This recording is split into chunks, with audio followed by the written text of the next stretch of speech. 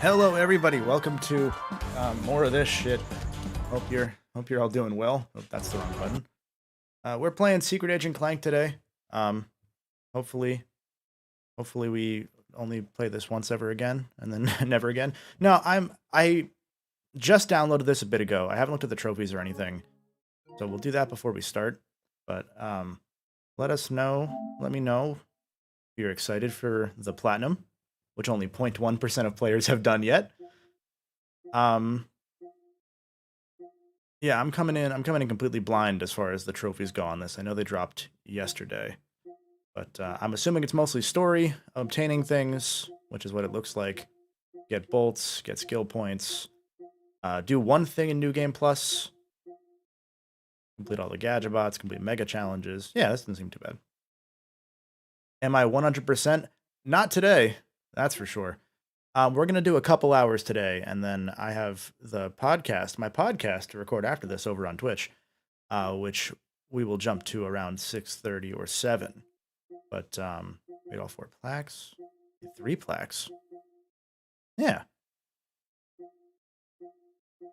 Cool. This seems mostly doable. Hold 100,000 bolts. Okay. Interesting. 12. Okay, cool. That's all cool to know. I still have to go back. I haven't gotten the platinum on Size Matters yet. When we did that stream a couple months ago, I started it and then never got back to it because I got busy with video work. So, yeah. I see on the Twitch. If you prefer Twitch, we're both on Twitch and YouTube. You can follow on both if you'd like to. I see Apollo Sigma, great name, said, I played this game as a kid, but don't remember it being very fun. Yeah, that's generally the case with this one. Let me know how the audio sounds, by the way. If I need to bump up the volume a little bit, I can. Yeah. Mr. King Jacob asked, is Size Matters like an evil plat? I don't think it was. I think it's just do some stuff in New Game Plus that I haven't done yet, because I wanted to do it on stream. Audio sounds good. Thank you, Hugo. Thank you for letting me know. I definitely didn't expect to play these games so soon after doing the video that I did earlier this year. That's been a fun thing to have to reckon with. But I mentioned in one of the community posts that I'm also in the midst of playing through them on actual PlayStation 2. Well, emulated, but playing through them again for the PS2 compilation of Ratchet retrospectives. I wanted to add a little bit of extra to it, so I put myself through it again. Hope you're excited for that. But yeah, how's everyone doing today? I have been chipping at a video that I'm now currently trying to decide if I want to actually finish it and put it out or not. I was gonna stream this around 2 p.m. today, and I moved it to 4 last night, because I got a code very late for the Plucky Squire, which came out today. I don't know if they sent everybody review codes 12 hours before release, but they sent me that one, and I played it. I enjoyed it. I had fun with it. I would like it to be a little bit more innovative than it was for how many ideas they have. They don't tend to go super far with them. But I was flipping back and forth between doing a video on that today and putting the stream off till tomorrow, or streaming today and doing the video tomorrow. But knowing how new videos go on YouTube for reviews of new games, I haven't decided if I'm going to go through with releasing that tomorrow or not, because people will probably not care by tomorrow, you know? Yeah. I will turn on subtitles in a second also, just for those that want to hear that. I see Ali asked, so you have ended up playing the PSP games like 5 times each this year. Yeah. Yeah. Everything hurts. I mean, I played Clank twice on PSP for the video. I played Size Matters twice on PSP. This would be the 3rd and 4th time, technically, for this on PSP, as well as Size Matters for the PS5 version, when I go back to get that platinum. And then the PS2 versions, which I'm just kind of doing mostly B-roll stuff for, and I have to reach out to one of the developers. I got to email him to set something up. He was in the chat during the Size Matters stream. I wanted to talk to him about getting more stuff, getting more info from him, because he had a bunch of cool stuff to say on the stream. So I want to add some more of that insight into specifically Size Matters PS2, because that's they ported that one. But yeah. Okay. Now that said, this is also one of those games, speaking of, this is also one of those games where I completely forget it the moment I stop playing it. So I'm expecting to fuck up a lot. So look forward to that.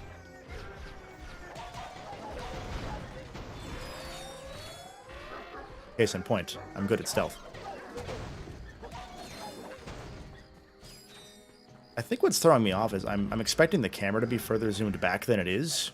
I don't know why, because I know that this is how it was on PSP, but I remember later levels, they zoom it out a lot more. So, yeah. Sharp Clank. I wonder if, can you put the Zony code in, that's the wrong button, early and play as Zony? Because if I could, I would do that. I don't remember. Switch to strafe on stick. Please tell me there's a trophy for getting all skill points. Thank God, no. There's a trophy for getting 20. Oh, there we go. There's subtitles. Cool. Playing a handheld game on a TV will do that. I mean, I played these exact games on a TV months ago, and I remember them being more zoomed out than this. That's more the issue. Because Size Matters was always close, and Clank was specifically a lot further away. Because they learned their lesson. I'm so glad that they don't hate us, the team that's doing these ports, because getting all the skill points is actively pain in this game, and I will hopefully never do it. I never want to do it. You can't pay me enough money to do it. Yeah. Famous last words. The agency rewards agents that complete their missions with stealth and secrecy. Sneak by your enemies and get bonus nanotech for you and your weapons. But yeah, like I was saying earlier, so yeah, I spent a lot of last night playing Plucky Squire, so I'm also very sleepy between that and then getting ready for this. So it's a lower energy stream than last time. Look forward to that. As Chimbus says in the Twitch chat, there's the one skill point for after this level, it'll happen. It's do this 5-minute. Why are they not going back to their? Do they reset or not? They're supposed to reset. Fuck it. Oh. Thank you for subscribing, Fearless Fighter. Thank you for resubscribing, I should say. Some of those there we go. Are missing statues. If you posed there, I bet the guards would. Yeah, there's one at the end of this level for doing the minigame dance laser thing perfectly, and then doing it again perfectly, but messing up the very last one, the very last input. You can probably turn. Nope.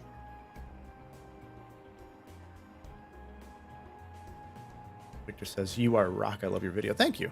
Thank you. Thank you. This will not be that level of quality. I will rewind at some point, Parental. But not for that. I don't need to do it for that. I'm not worried. I'm not worried about getting skill points yet. I will think about that when I do that stream at some point in life.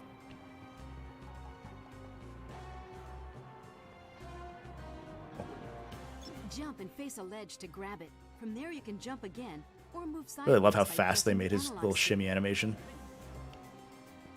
Oopsie. I'm stupid. Now I will rewind. I don't feel like doing that. Doesn't this game have like 100 skill points? I think it's 65. And when you get all 65, you unlock hardcore mode, where it is 1 life, no saves. If you die, the whole game starts over. And now it's doable, because now you have rewind. But before, no thank you. I should go down and kill them, because you don't get enough experience in this game. I'm going to do that. You need help, you could ask. I do need help. Even, please play this game for me. Yeah, so one of the things, if you didn't watch the Ratchet PSP video, welcome. One of the things with this game is because they jump around so much on gameplay styles, Clank's gadgets do not have, his weapons rather, do not have enough places to earn experience, really. And that's Move the analog stick left or right to sidle while hanging from ledges. that makes it causes a big problem in New Game Plus because you're very underleveled. I don't really like how fast the camera is. Sensitive. I'm not gonna fix it. Try taking those security tanks out with your experimental tie-rang unit. Press circle to throw a tie. Use triangle for quick select. See, Keck Lord, good name. I always wondered how this game fit into the timeline and what Clank's, like, was this Clank's fever dream while nefarious in the zone? You were messing with his memories. Honestly, that'd be a better excuse than the one they went with, because so I know Insomniac says that this game is just an episode of the movie, but that also makes Size Matters non-canon, or an episode of the movie, because the end of this game directly acknowledges the events of Size Matters as the impetus for Clank coming back. It's weird. It's really weird. And I would just consider them their own self-contained thing, or that the Secret Agent Clank movie is its own autobiographical, or I'm sorry, semi-biographical thing.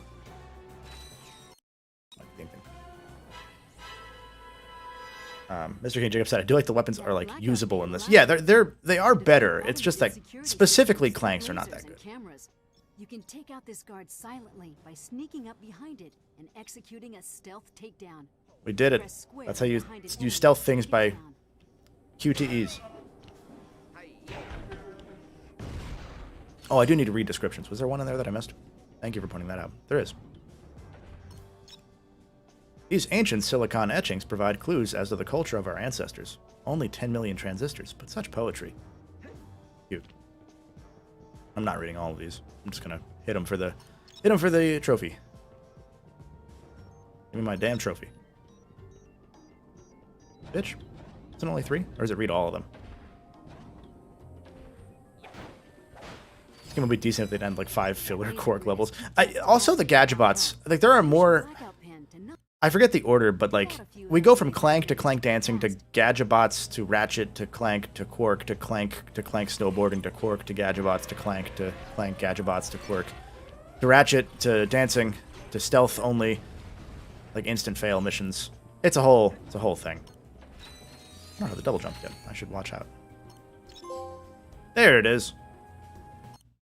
We got our first trophy, gamers. That's what we're. Oopsie. That's what we're here for.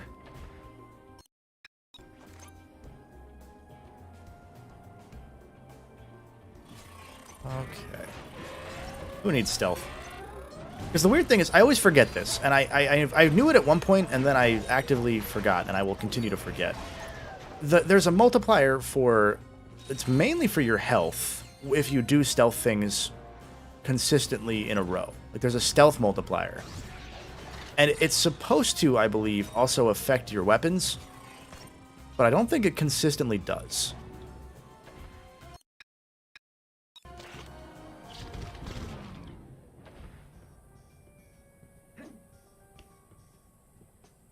Can I get that one? Oh, it starts there. I'm stupid. I could have just done that the whole time. I did it. Minion Man said, if Clank is a robot and he is pretty cool, does that mean like this game is pretty cool? No. No, because Clank's a secret agent in this game. He's not a robot. Is there any explanation for why the Blackout pen model becomes invisible in New Game Plus? They ran out of time is usually the answer. I wish I was kidding. But from what I've heard, it's just very much oops. Things happened. It's like how they forgot a 0 in this game. In New Game Plus, the final 2 weapons are only 50,000 bolts for their Omega models. And it's supposed to be 500,000. They just forgot a 0, which is just great.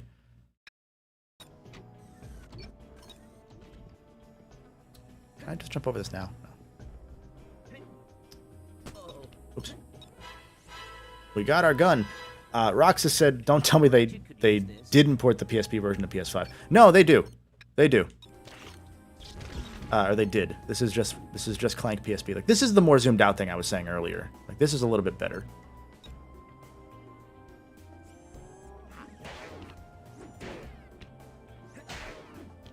Imagine this, but with 2-minute load times. Oh, I played it on PS2. Don't worry. I remember the 2-minute load times. Vanguard said, why did it sound like I hated it when I was going to stream this? Because it's funny. That's it. Because it's funny. I don't hate these games. I mean, I actively dislike Size Matters, I think. I want to like this game more because it has a chance to do some cool things, but it is so fillery, it is not even funny. But the dark matter it runs on is extremely I want to take them out yet. Look for the special crates that contain it. I want to do more stealth. Nope.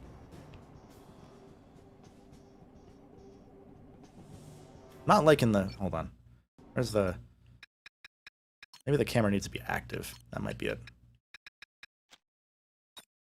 Hopefully that's it. So disappointing. The PSP games weren't the direction the franchise went in. What? That might be the first time I've heard that. So I hope that's a joke. Man. If this was the direction the series went in, I think we'd get even more complaints than we already do.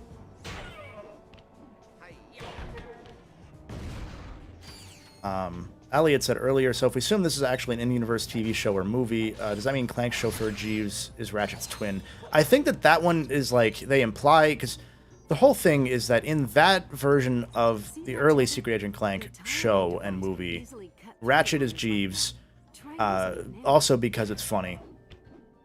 And then I think this one goes into, well, everyone knows that Clank's a real person, so therefore... If we say that Clank's Secret Agent Clank character is a double... it's a double spin because he is a secret agent, so it's cover for him being a secret agent that he's so famous. Which is maybe the dumbest thing possible. But I think in that sense, then, they're like, well, that's why... In this one, this one's based on reality. It's like when you get to, like, those weird eras of wrestling where they acknowledge that wrestling's fake in the episodes. Sneak to the statue and climb it up to the second floor. The name's Bolt, Clank Bolt. I wish I was as cool as Clank. Do I have the... I don't have the jump yet. I'm supposed to have the double jump by now, aren't I? Am I stupid? Did I miss the double jump? Do I get that later? Ah. I do not like... Oh, okay. I feel like I'm supposed to have the jump boots by now.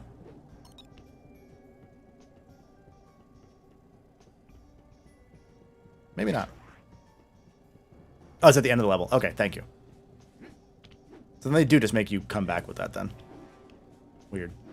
I remember when I was playing for the video, I was like, oh, I should have gotten that bolt earlier. And then I...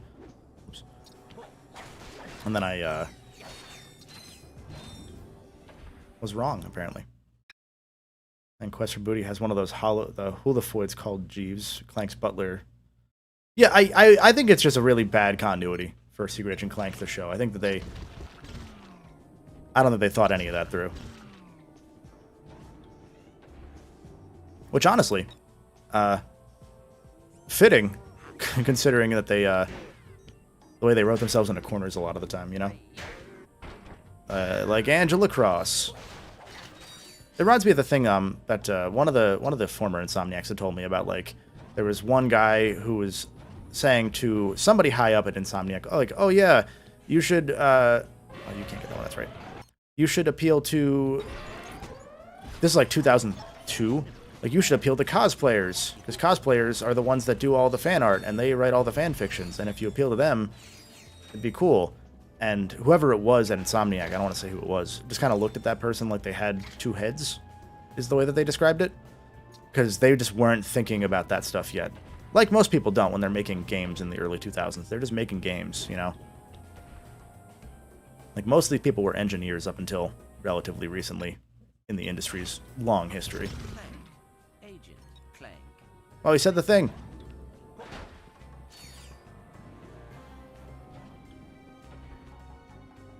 do like this. I like these guys being here. Little Ratchet 2 guys. Delivery from the agency. There's the double jump. Secret Agent... oh, God. Secret Agent Angela. That'd be something.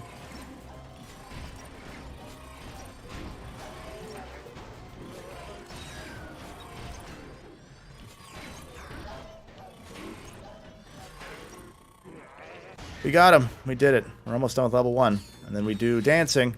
Hope you're ready for dancing. Police barrier. You'll need to jump over it instead. Grab those jet boots from the exhibit nearby and try it.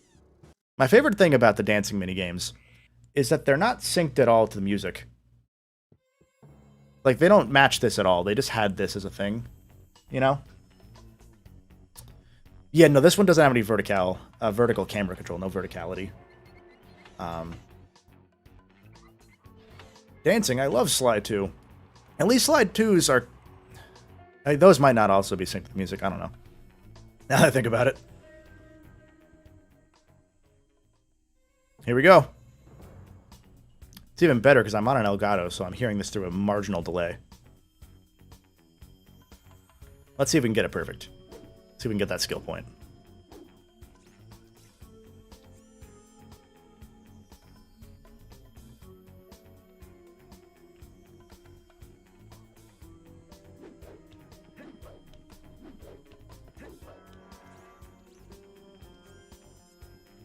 Like, I'm trying to think of it. I'm trying to listen to see if it matches at any point ever, and it just doesn't. Yeah, the jet boots are fun. I think they're cute. I always thought it was weird that they don't have Clank have the helipack at all. So I guess Agent Clank doesn't have that. Oh, fuck.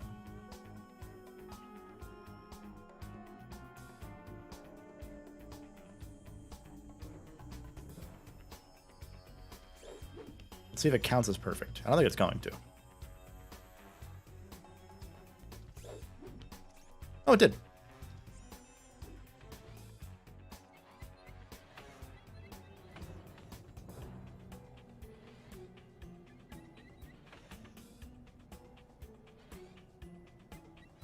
It's the game I loved so much.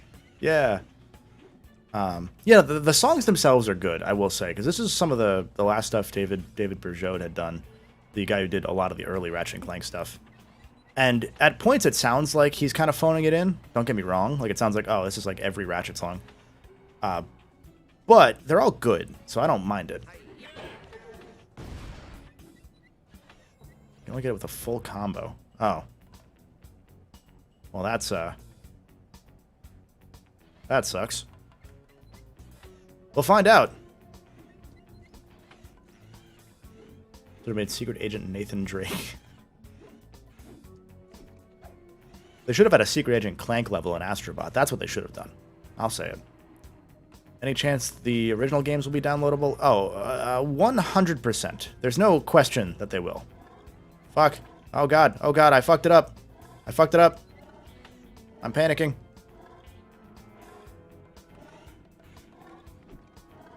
Up. Okay, it's fine. Still good. Made it work.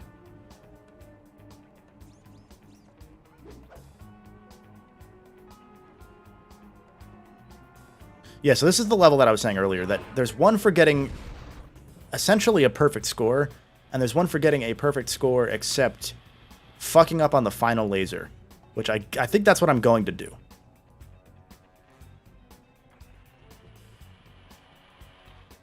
I don't get hit before then. Ah, fuck. I panicked. Okay. We did it.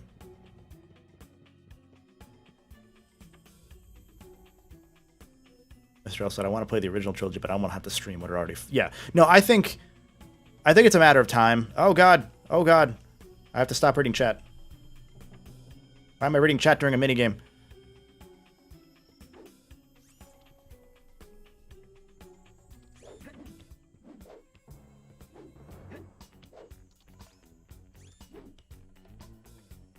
I do like the effort they put into that animation.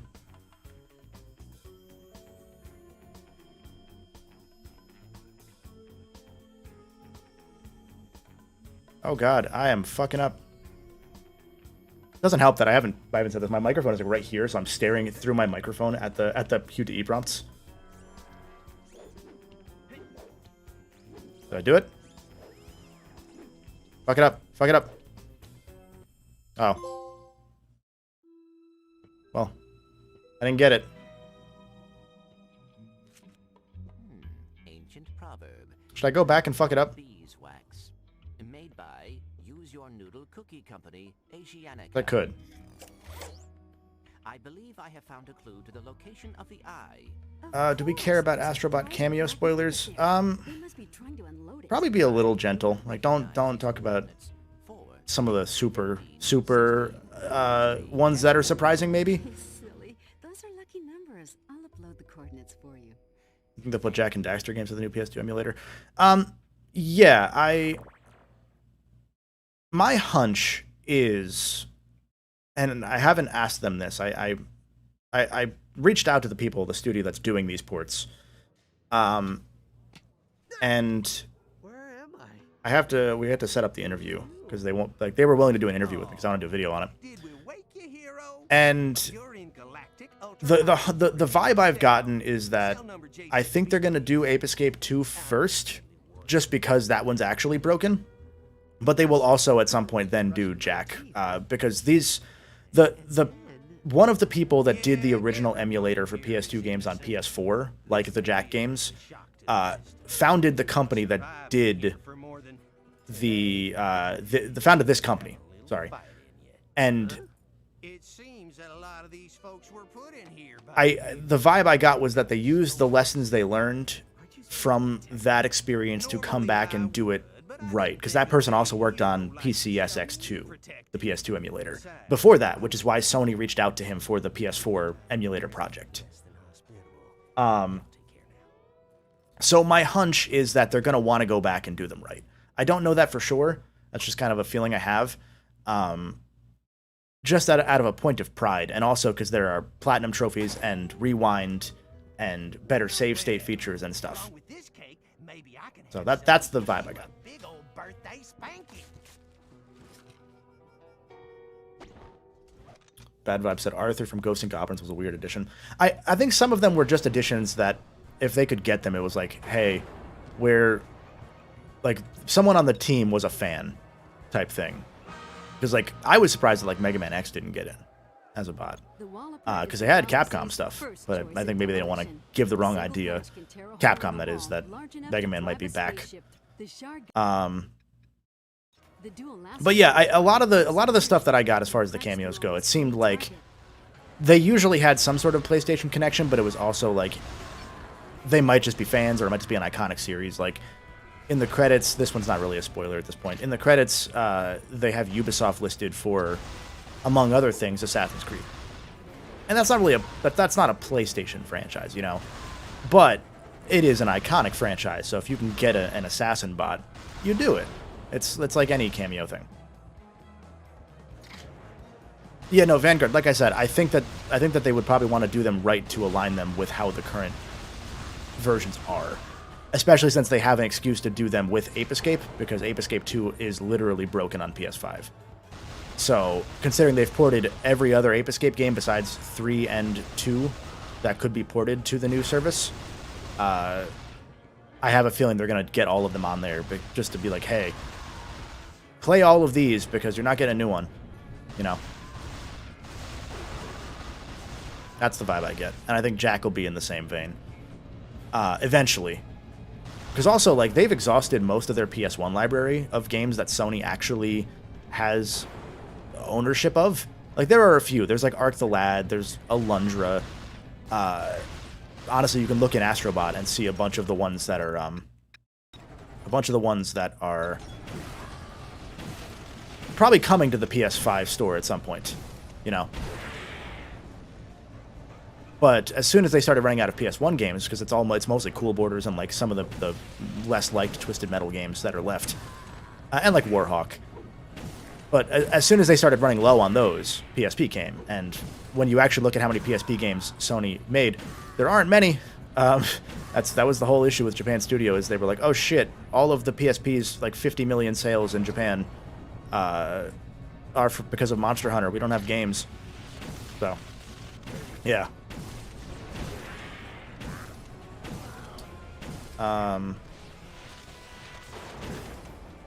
Chat here. At least Knack is back. You're damn right.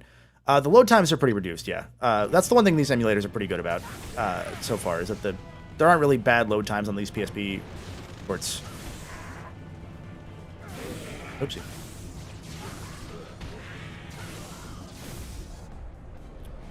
So when I played this on PSP for the video, I did it via emulator, and that the effect of that tornado was not as pronounced on PSP because of the emulator's particle effects rendering being weirder sometimes. So that threw me for a loop.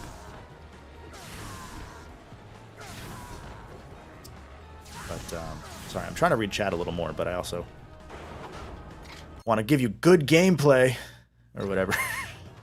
This isn't good gameplay. I wish there was a proper Ratchet level at the end where he escapes the prison. That would have been a good idea, I think. It would have been something, at least, because, like, Ratchet only being the arena is I like that there is one, because Ratchet not having an arena in Size Matters was questionable. But, I don't know. There's a lot with this game that comes down to, from what the developers have said, them not having any goddamn time to make it. Because a lot of its time got cut into by, hey, also make that Jack game now. Raindolph the Fox says, my dumbass is wondering why they didn't port the PS2 version instead of PSP. I think most people, in Clank's case, the PS2 version is probably better overall, aside from load times. In Size Matters' case, I think the PSP version is probably better. It's just more zoomed in. Are we doing these? Yeah, we'll do these. Are the PS2 ports of some of those PSP games flat out better? Most of them have issues. It's mostly load time stuff. Some textures are different. Oopsie. That's pretty much it, though. Like, the economy in Size Matter and Clank PS2 is a lot better because they just added a flat-out multiplier to everything. Because they're like, yeah, you need money in this game because... fun fact, in this one, I'm not currently earning money as Ratchet. Like, you earn money for doing the challenges, but until you get the upgrade that lets you earn money, you don't... Why is this battery low? I just charged this. PS5 moment. That's okay, I have another one charging. Yeah, you don't earn money for in the actual, like, killing people themselves until you get that upgrade. Ratchet Prison Break, like the prison break of Uncharted 4. Man, you are Uncharted pilled right now. Oopsie. I'd love for Maverick Hunter X and Power Up to be released. That would be cool, actually, yeah. I wouldn't be surprised, because I saw my buddy Chris, Mykonos fan, said yesterday that they went back and added trophies to the ports they did of Time Splitters, apparently. Like, they didn't have trophies at first, and then they went back and patched them in, because I guess they meant to, or people complained, and then the studio was like, hey, EA, you want us to do that? Is that EA? They do Time Splitters? I don't know. But, yeah. Zooming the camera turns me off Size Matters. Yeah, I don't like the camera in Size Matters whatsoever. I think that's worth the muddier textures on Size Matters PS2, just having the better camera. I think Clank, if not for load times, Clank would probably also be better on PS2. But now they can do it twice, because they can just double dip. They won't, but they could. Why are you vomiting on me? I don't know you had that move, not gonna lie. I usually kill this guy faster. Oh, I'm gonna die. No, no, no, no, no. Oh. Let's not do that. That didn't happen.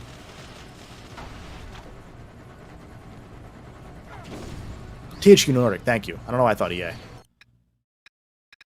One thing I do like about this game, I said this in the video, I'm going to repeat the video a lot here, is I do like the idea of them giving different gadgets, or different weapons, multiple secondary features, like having a power slam for the Walloper. I don't have it yet. I just wish they weren't purchasable. Thank you for following, Evo. Sorry about Maria. Yeah.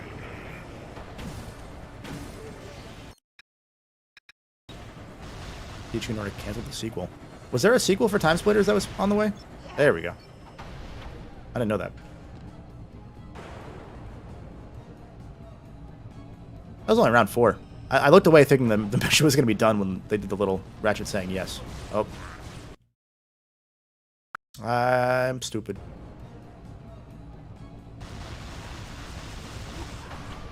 Man. Save states make these things bearable. Like, because going back to games like this, there's always a little bit of jank you're going to get hit with. And you're always like, I don't know that I want to deal with it. But just being like, you know what? You're not going to beat me on your bullshit. I'm just going to do dumb shit and win. I'm in. Fortnite-style live service game. Oh. That should have been canceled. I'm not going to lie. That's probably a good idea. Hop on Concord.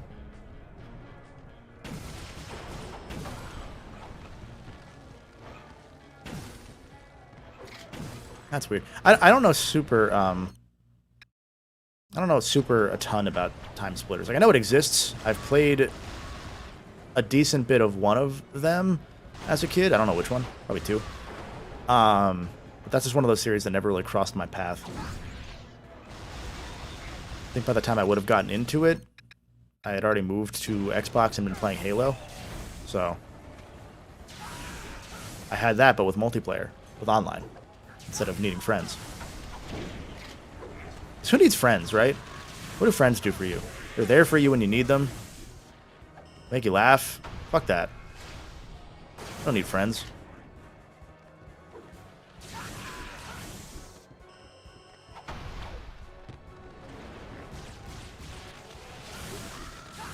Like that. Yeah. Oh shit. Thank you, 8 Remus, for resubscribing. I see there's a comment there. I will read that in a second. I just want to kill this last guy. I've seen nothing on this game aside from your retrospective. Definitely seems interesting. Yeah, it's not like it's a forgotten game, because Ratchet's one of those series that, like, is a lot more talked about than you ever really think it is, you know? Like, it helps that most people just kind of like, are like, yeah, that game was good. I like those games. And then they don't talk about them beyond that. Like, they're not weird like all of us, where we're like, yeah, let's talk about the intricate details of Angela Cross or some shit. But a lot of PSP games kind of got that reception, especially though, of like yeah, that was cool. I liked playing that on the bus on the way to school. And then not much more. PSP is an interesting system. I don't know. Am I going for the platinum? Yes, not today, but yes. My hope is to go back and get the platinums on this, as well as... Am I now done? Please? We did it. We got the charge up mod. My hope is to go back to get the platinums for this and the other games that I did stream when they came to the service. Because I've been streaming any of the cool games that I wanted to, you know, show off and play again, like Sly 1. And I keep meaning to go and then get the platinums with them, and then I keep getting busy wanting to work on videos, and then I'm like, well, I don't want to stream yet because I want to get the video done first, and then it's a vicious cycle, and then the next one comes out. So there's going to be like a backlog stream one of these days, or a series, but that'll probably be mostly over on Twitch. I think I'm only ever really streaming the Ratchet things on here, so when Ratchet 1 comes here, I'll do it, and 2 and 3, and Deadlocked. When those come, I'll play them on the YouTube feed, but I don't want to overdo streams here. So otherwise, follow the Twitch or my second channel over on the Platinum Bolt. I might stream there too. I don't know. Hoping to see someone stream Sky Gunners. Yeah, that was an interesting one to bring over. It's really cool because like you can tell the team that's doing a lot of the port stuff. There are some times where they're being given like a list of games to go through, and then sometimes it's just like, hey, you guys have the rights to this. Can we do it? And they just kind of are given carte blanche to do whatever, which is kind of cool. Like, I don't even have all the trophies on Legend of Dragoon yet, and I really should. I love that game.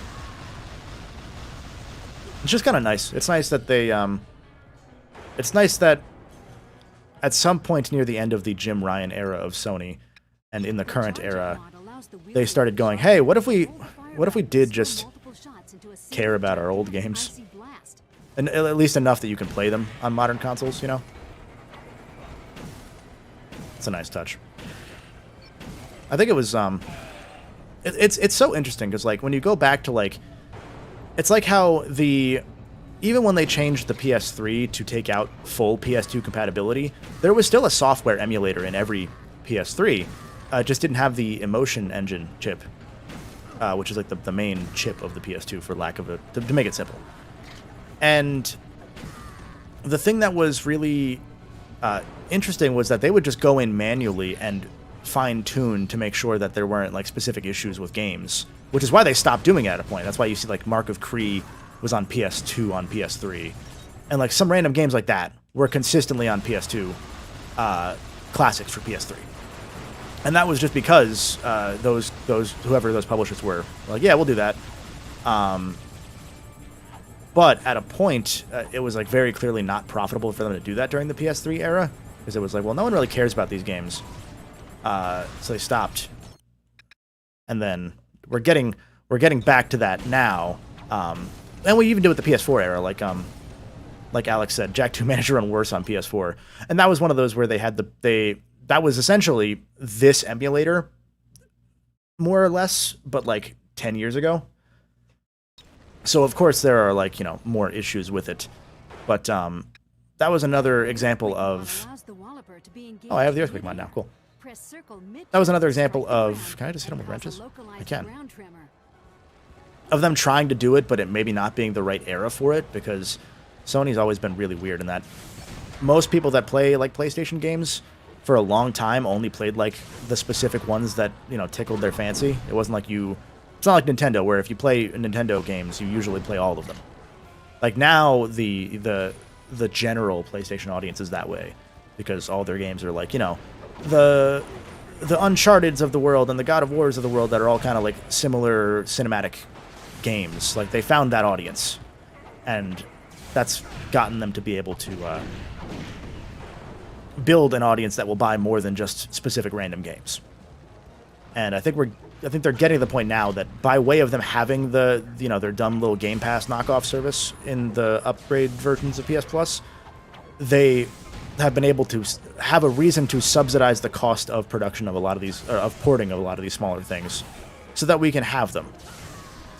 And so it's cool that it's cool that somehow capitalism worked out, that we got to an era where it's like, yeah, it finally makes sense to make these things that no one's actually buying.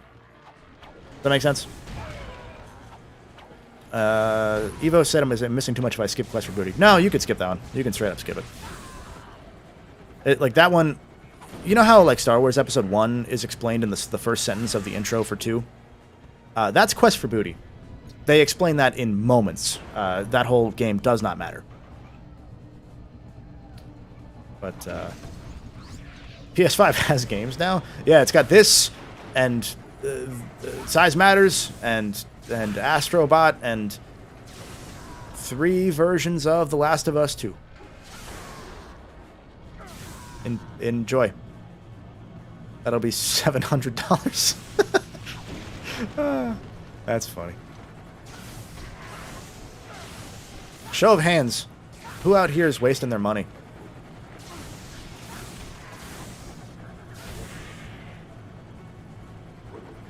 I see one of you. One of you raised your hands. I can see you too, by the way. You can see me, but like, people don't know that. When I'm streaming, we see through your cameras, so I'm watching you. Stop picking your nose. PS5 Pro day 1. That's great. What was the reason for the European disc? Download speeds mainly. They had seen some. Why am I running away? They had seen some evidence that they were like, well, not enough people will buy it if we don't have it on a disc. And then Americans complained, which is why Nexus then had a disc version, and Full Frontal Assault had a disc version in the U.S. Because Insomniac was like, oh, well, people bitched about it, so we might as well. Yeah, Ali has it right. You could watch a long play of Quest for Booty. Like, I do like a lot of what that game tries to do. One of my friends years ago described it as a poor man's... How am I missing you? Jak and Daxter? In a lot of ways, because it kind of goes for like a lower scale. Like, you're kind of just doing some random, almost collectathon-y bits. And that's pretty accurate. There's still more of this? Jesus Christ. I know you can just do these in bursts, but I mean, like, come on. I'm not going back.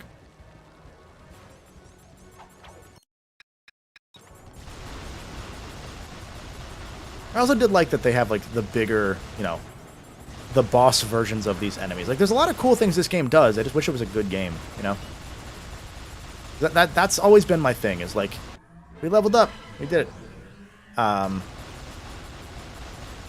It has cool ideas. It just, they had no time whatsoever to flesh any of them out, so they're all, like, half-assed cool ideas. Like having gadgets, or having weapons that function as gadgets. Like the, using the tire rang to knock down platforms and stuff. That sort of thing. Plus, they brought out the three-eyed Tyrannoid, which I think was the one that wasn't in 3. Which Tyrannoid was the one that wasn't in 3? Was it the three-eyed? They had him in concept art, and I think he was used in, like, one level, and then never again. If it's the three-eye, he's here.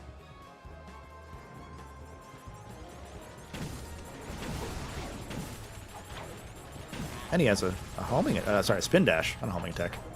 Might have a homing attack. You don't know. He's just waiting to show us. Who's getting Sonic and Shadow when that comes out?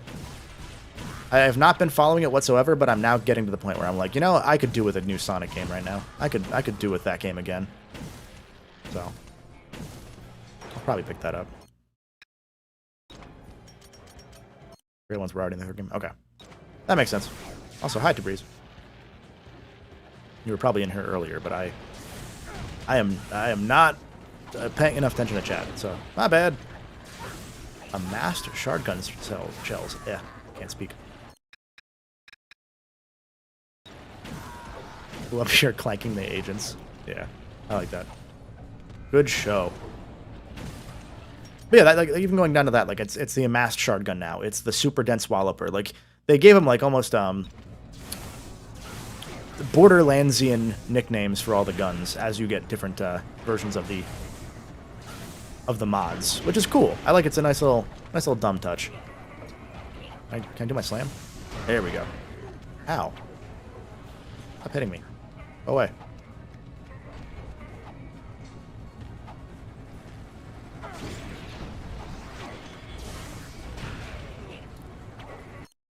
I am 100%ing all the Ratchet games, and the Tools of Destruction, damn, everybody dance on Skill Point is terrible. I remember when I first played Tools, because that was one of the first PS3 games I played. I remembered having beaten the game, and I had gotten every other trophy except for, did I get more Walloper charges? Fuck you. That was the last skill point. Sorry, not trophy. That was the last skill point that I needed. And I think it was like, I think it was Rusty Pete. I think it was Rusty Pete right after you beat Slag. He was the last one that I hadn't made dance, and I had to play the whole game again just to get to him, because I realized that he was the one. Why didn't they can't figure out back compat with PS1 through PS3? I mean, good news. Pretty much every Sony-owned PS1 game is on here. Like, I can load up... I have a Platinum for Ape Escape. So they're here. PS2 just started. I'm assuming they held off on PS2 just to, like, not throw out everything all at once. Like, it seems like they've had a pretty consistent release cadence of, like, let's get most of... I was saying this earlier. Let's get most of our PS1 games out, and then we'll start adding PSP games. Then once we're starting to run low on PSP games, we'll start adding PS2 games. It seemed relatively consistent. I'm curious if they'll answer that when I finally sit down to interview the studio that does these. I just want lacerators. I don't want to punch you. Please don't make me punch you.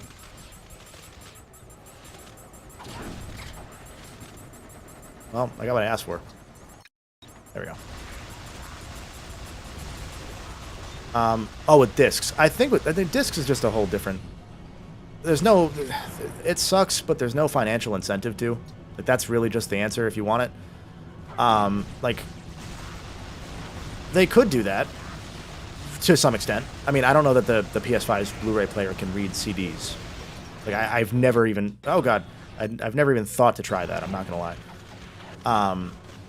Ostensibly, they could just have you install and, like, install the games to the hard drive and run them via the emulator. But why would they do that when they can make you pay for a subscription? Because one of them earns them money and one of them doesn't, you know? But that's just the sad truth of it. What's my name? Slappy. My name is Slappy. What's yours? Anthony, what's your name?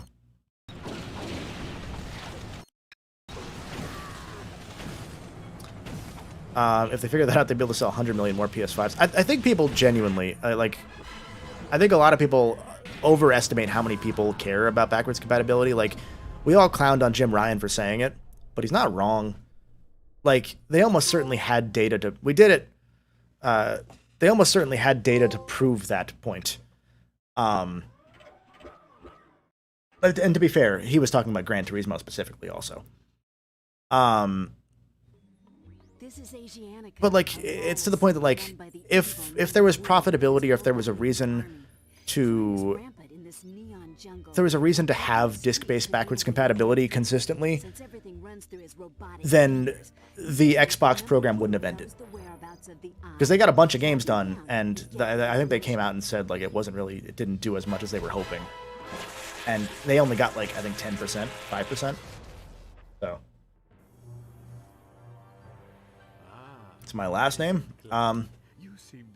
Also Slappy. Slappy twice. Star Caliburn said, I will still hate Jim Ryan and you can't stop me. God, I don't blame you. Fuck that guy. Miniman had said, I had to scroll up now. It can read DVDs, Blu-ray. Okay, just not CDs. Okay, that makes sense. I figured it could do DVDs just because Blu-rays by default can... Blu-ray players can usually play DVDs.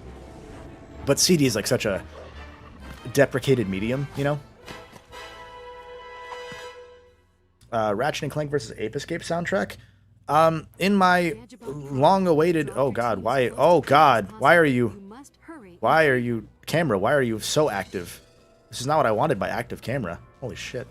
Why are these... It feels like tank controls. Why are these tank controls? In my long-awaited Ape Escape video that has been continually blowing up more and more in terms of length, I described Ape Escape's music lovingly as penis music, like the progenitor of penis music. That's kind of what it is. Why is it turning so much? I don't like... Hold on. I gotta... Sorry. I thought the active camera was better, but maybe I was wrong. This game is 80% minigames, 20% actual gameplay. Yeah. Okay, this feels a lot better. Someone said Concord was in development before Jim Ryan was in charge. That would have... It depends on who you... I need to do this. It depends on which version of events we're taking, because I had found out more recently that Concord was in development like only in like 2020-ish. Let me go down. Like it was in like prototyping stages for a couple years before that, but like it wasn't actively in full development until 2020, which is like Jim Ryan's been there for also, had been there for 30 years. That's another part of it.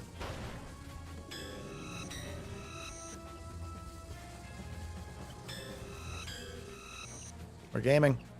We're gaming. We did it.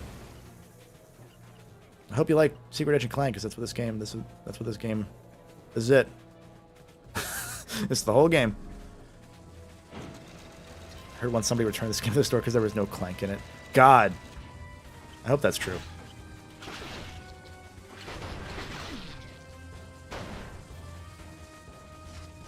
Oh, that's right. I can't do that. Sorry. I looked at chat. Pro tip, never look at chat. Ever. Time for more minigames, by the way, because we're going to do this. I'm sorry, we're going to do this. And then we're going to do 4 more of these minigames with these Gadgebots, because... Oh, baby. Can you tell how thrilled I am? Is Concord a case of the developers being really stubborn into releasing anything? It's such a weird case. My hunch has been, and this is just my hunch from like my perspective of it.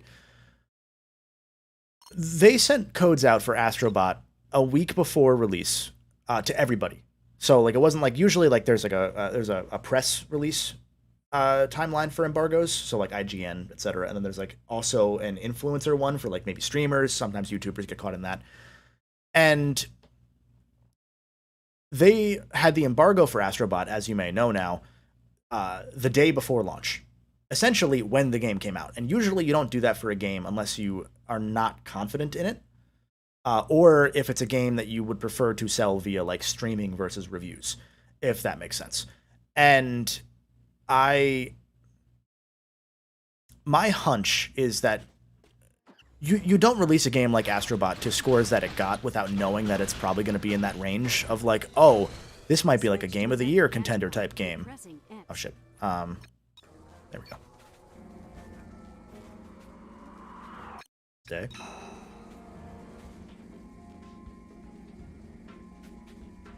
Yeah, so you don't usually get to that sort of score without, where am I going here? Am I doing this right? Yeah.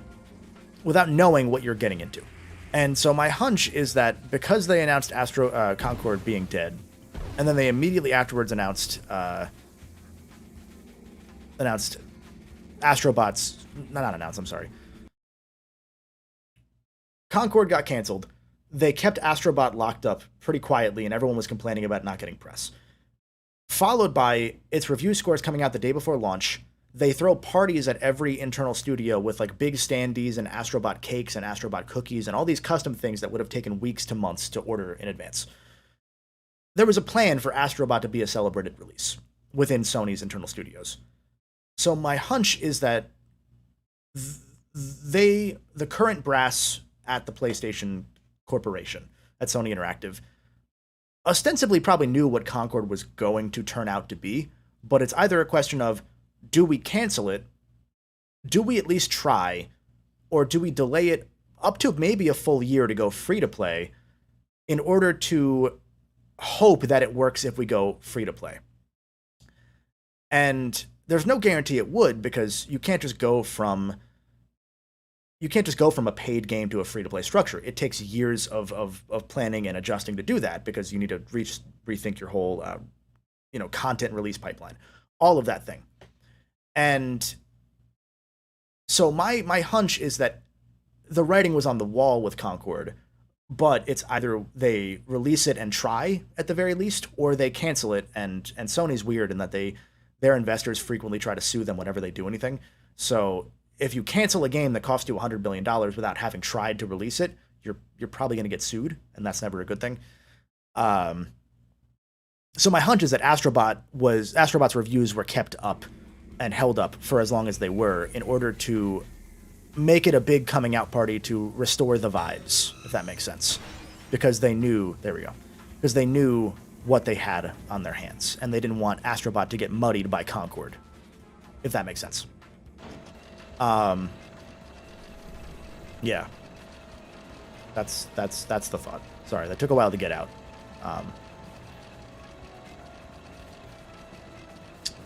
So Ryuji, Sony's weird in that, like, one thing people don't really know is that, so people know that the PlayStation division is one of the few divisions at Sony, and for a while was the only one at Sony that was making money, which is why the PS3 was such a disaster, because it was like, oh, the one thing you did right, you just fucked up.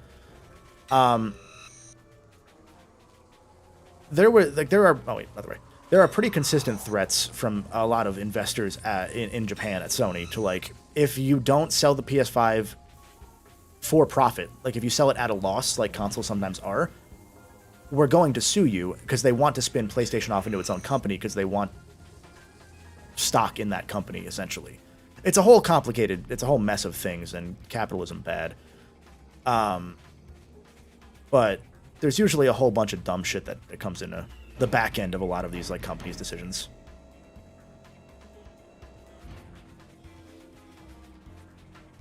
Did I do that wrong? I did do that wrong.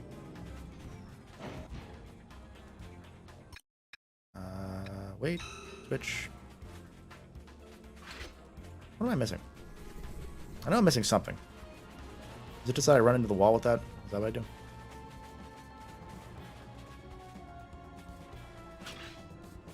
I'm stupid. What am I? Hold on. Sorry. This is what you get for not paying attention.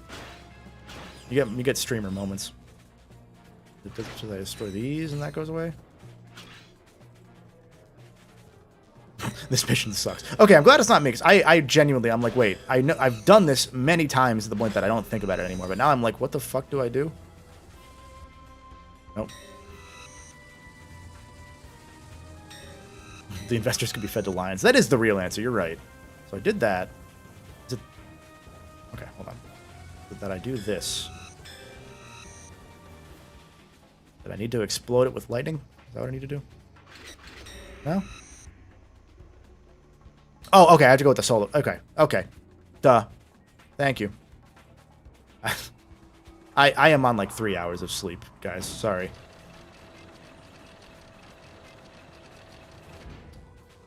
What was I saying? Alex said, I thought it was about the devs being stubborn because every person behind it was involved in big projects before Concord. I mean, it's when you hear people that, when you hear like, oh, from the minds behind Halo, like it's like one person that worked on Halo works on those games. Like, it's not usually that deep. So that's part of it. We did it. We got all the Gadgebot challenges for that one. So now we can hopefully never do them again.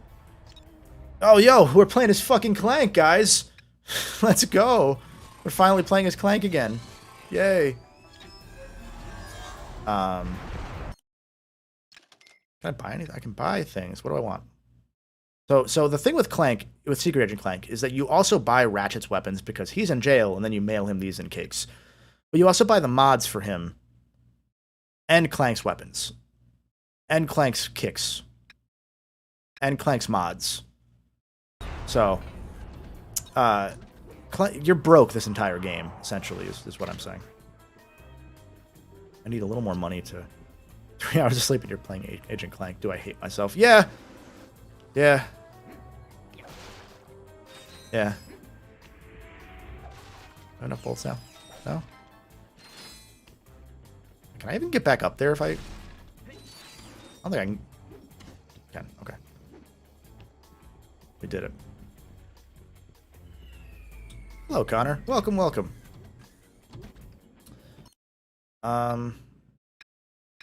I saw someone comment a bit ago. Oh, I didn't have enough bolts anyway. I'm stupid. I thought I got the 23. So I saw someone comment about Astrobot sales maybe being disappointing. I saw there was a counter to that came out. I haven't been following it because I'm like, look, I think it's pretty clear with that one that no matter how that one does, they know that vibes alone, that game's worth continuing. Like, that series is worth continuing. That's one of those games that you can't just get rid of. So I'm not worried about Astrobot's future if it didn't sell well, but I saw someone say, I think it was Matt Piscatella, the guy who used to do all the sales analysis in the US, that it was like the second best-selling platformer in the last 10 years besides Mario. Now that Clank has the jet boots, he can extend So his in that jumps by case, gliding. Hold X as not Clank is bad. jumping But I to glide. haven't followed it. I didn't really care to follow it because I'm like, look, that game's sick as fuck.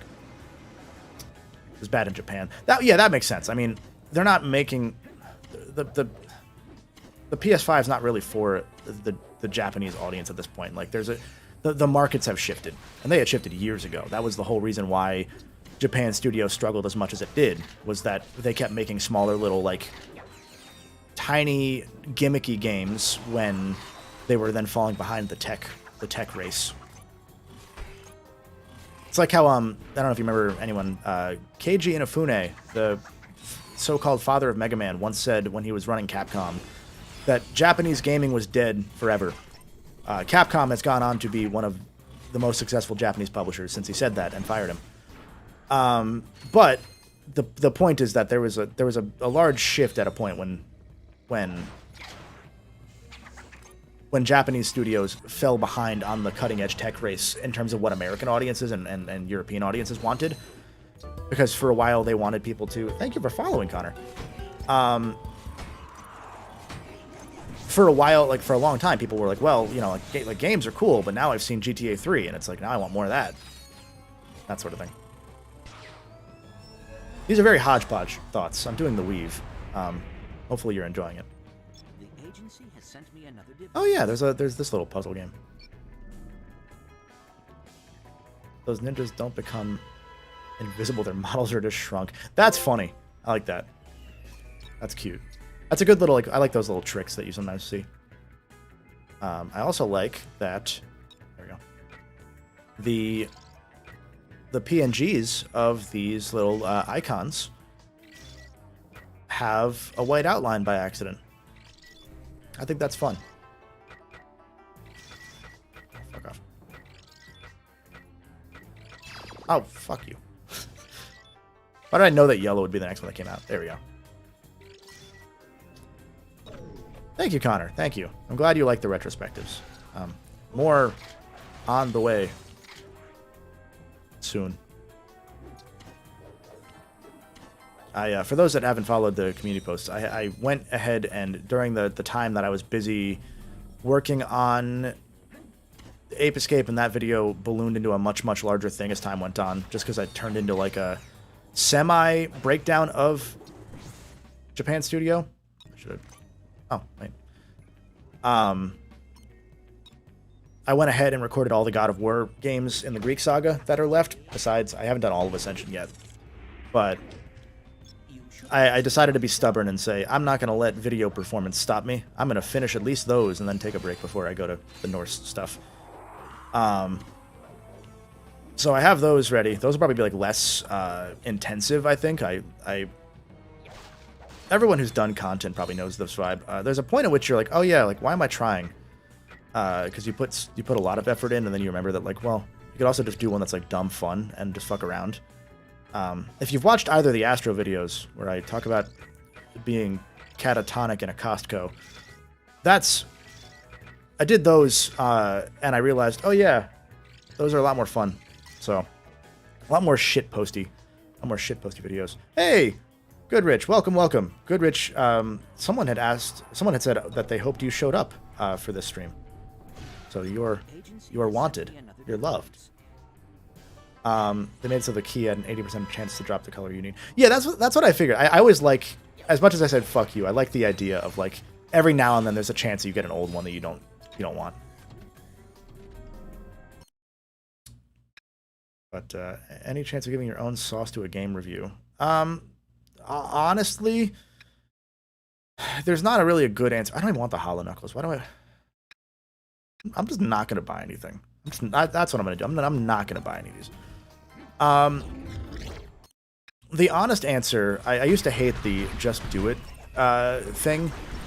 Like the advice you'd always get when you start YouTube stuff is like, well, just keep making things. And I always tried to give much more detailed advice. And at a point I was like, no, it really is just that. It really is just, like when I did, longtime viewers will remember Plus One, I used to review all the PlayStation Plus games in bite-sized reviews. And those were useful, not in the sense of building an audience necessarily, like it did do some of that, but it more like built two audiences, because it built like my main video audience and my Plus One audience. But doing those gave me the ability to turn around faster videos and edit faster and realize that I didn't need to care about every single frame of a video. And so that reminder to care less is one that I usually am very good about remembering. But I think in the post, like as I finished the Ratchet videos and got into God of War, I don't think they got too self-serious necessarily. But I think they got too development-y. And I like that shit. I really do like doing the development stuff. But if it takes so much longer to do them, that's where it gets a little iffier.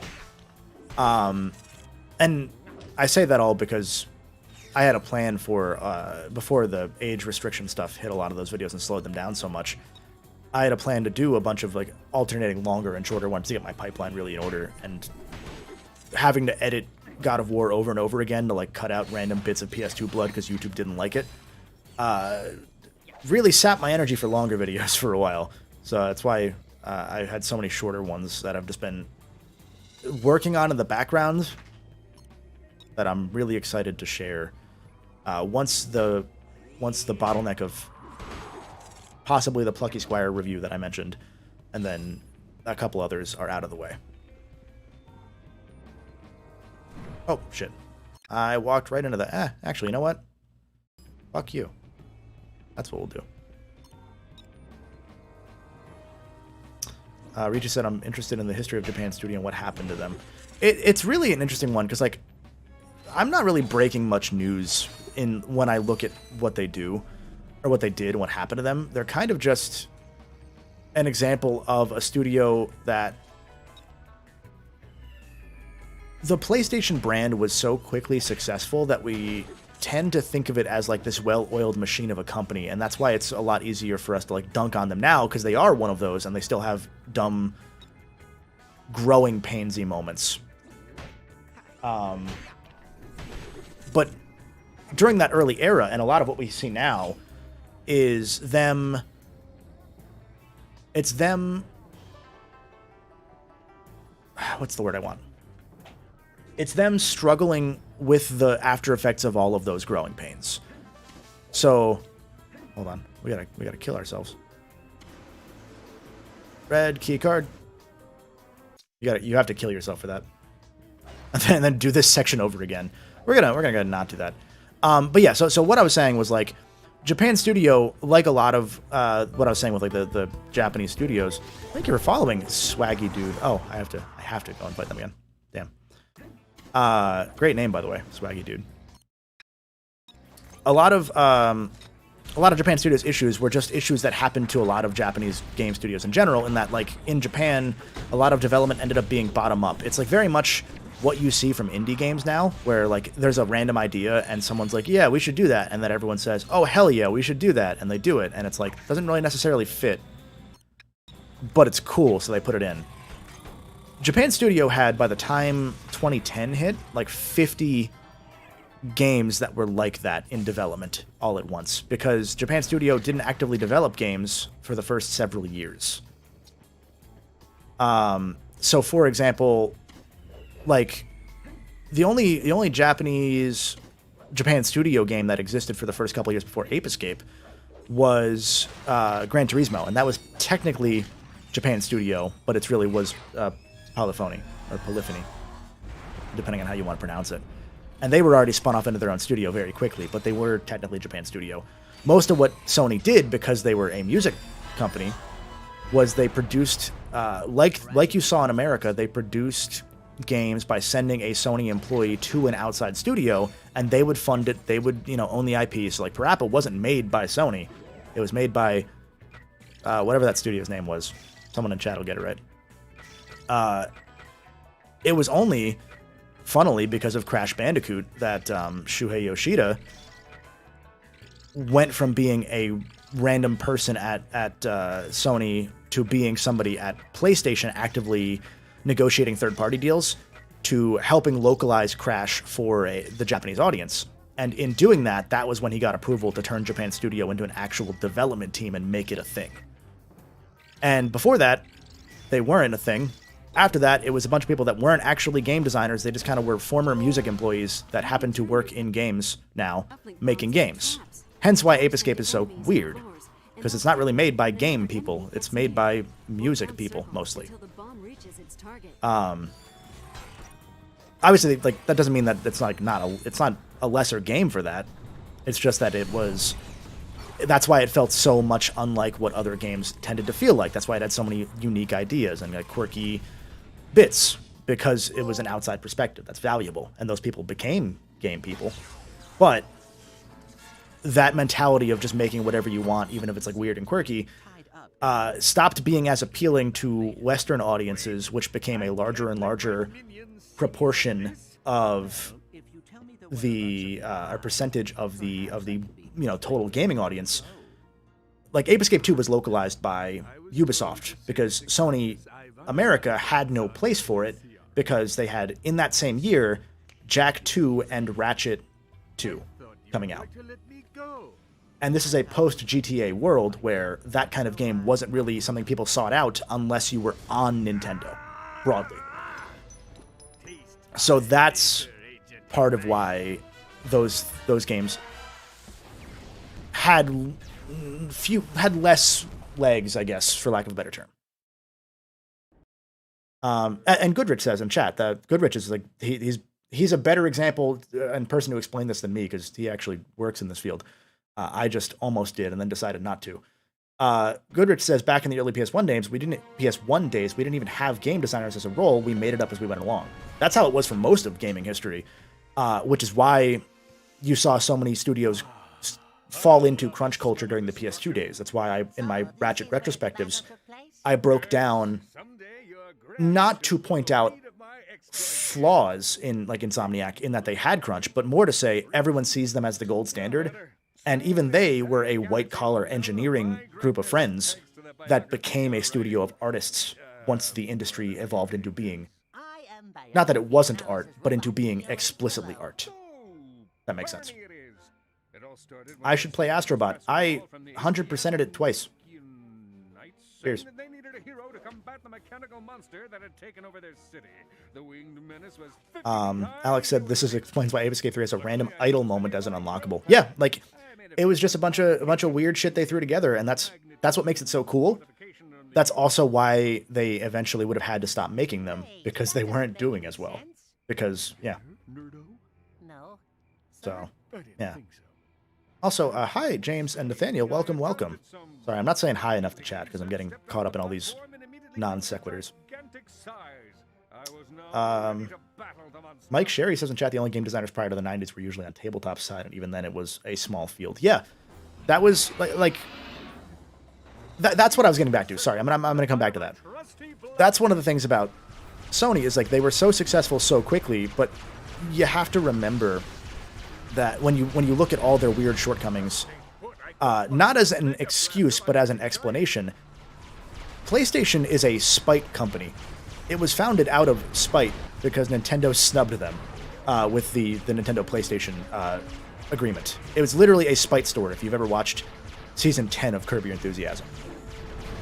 And so they were just, like we said, making it up as they went along in every way, shape, and form. And in my opinion, I don't think that we really had I don't think they had an idea of what PlayStation was going to be until about God of War. Which is why I said that in the video. Like, I think that's the moment where they realized this is what I think our future is going to be. High-octane action, cinematic moments. The stuff that, especially at the time, that's what people were looking more towards. Because, you know, obviously gameplay is king. But gameplay with really cool set pieces was the next step. If that makes sense.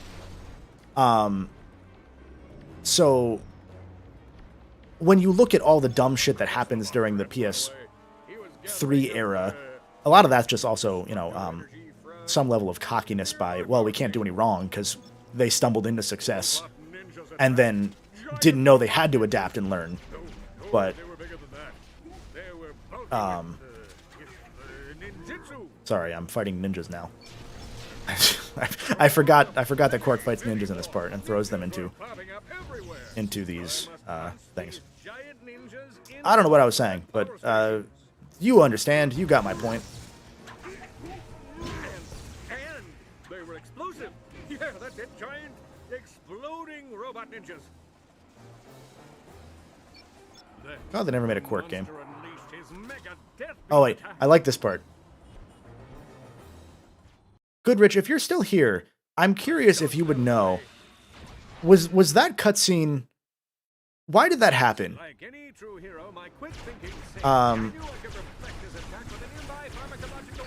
Oh, he's talking about Twisted Metal. Actually, that's more important than this. Keep talking about that. He said in the Twitch chat, after Twisted Metal Black, Jaffe was burnt out and Twisted Metal handed the series over to him, Rich, for a bit, to work on God of War. Yeah, that was, I mean, you would know better than I would. That was the takeaway I had as well. It's interesting because, like, to go back to the thing about Sony making it up as they went along, Jaffe was one of the few people working at Sony as a games tester at the time that PlayStation became a thing. So if you were at Sony at the time already working in games, you were probably suddenly thrown into being a director or producer on a video game. Like, Twisted Metal only ends up existing the way it does because Jaffe flipped heads on the coin flip between that or Warhawk, or Jetmoto rather. It's just interesting. And like, that's also, even back then there was that weird parasocial thing of like, well, if Jaffe's not listed as working on God of War 2, people online are gonna be upset and say it's gonna be dumb. So he's listed as a creative director on 2, but he didn't really touch 2 at all. He just kind of like gave a tip here and there.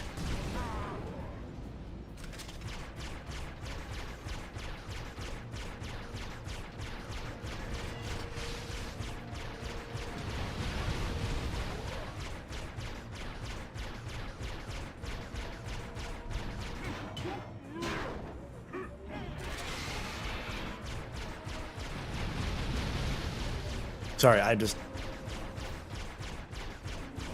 blacked out for a second. I'm fighting Mecha Godzilla here, and I got so engrossed in this gameplay. Goodrich said, from what I understand, they hired me on to kill Vigilante 8 and to bring back Jaffe as things were getting tense between him and Incognito. That would track from what I had read up on from like some of the contemporary articles and Jaffe's own words about his stuff at the time. He didn't seem to get along with a lot of the designers in most of the places he worked because he's an ideas guy, and that's again, like, he worked as a games tester and then became an ideas guy director for a bunch of the biggest Sony games because he was one of 3 people that worked on games at Sony at the time in America. It was just right place, right time for a lot of people.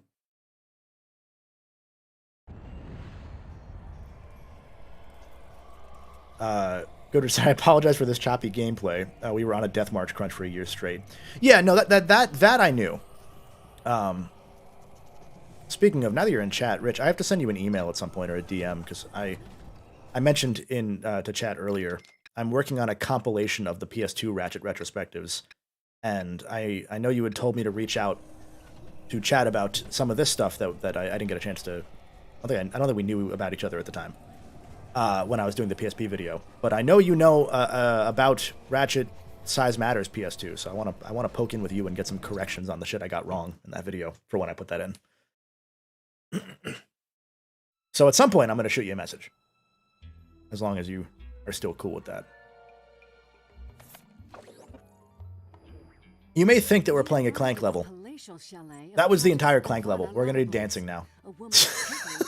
Inherited a huge fortune from her father, who brought civilization to this once. Mr. L said, "Producer is always one of the most vague credits." Yeah, it really is. I'm a producer on this stream. Let's go with that. As a quick reminder, sometime around 6:30 or a little maybe closer to 7, so an hour to an hour and a half. I am going to be jumping over to my podcast channel, Crub. It's myself and a bunch of other creators. So if you know Trav Guy, for example, he's on that podcast with us. We do it once a week over on Twitch. We stream the recordings and do a pre and post show, so we hang out more. And then we upload them onto our YouTube on Fridays, as well as audio platforms. Today we're talking about which Zelda character would be the most likely to win an election. I'm not... That's real. I have been told I am light on my feet. Good. Because if you are not... Ellie, I am on Crub today. It's me, Nico, Brody, and Trav. I think I have that right. Mr. L said Beetle. But yeah, if you're not subscribed over on the YouTube or Twitch, it's Crub. It's at Crub Official on YouTube or Crub_official on Twitch. If you're on Twitch, we're gonna raid, so you can stay tuned there. Zelda retrospective when I need to.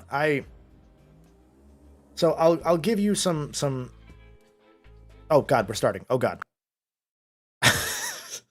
Before I do this part, I'll give you some insight into what I'm doing currently.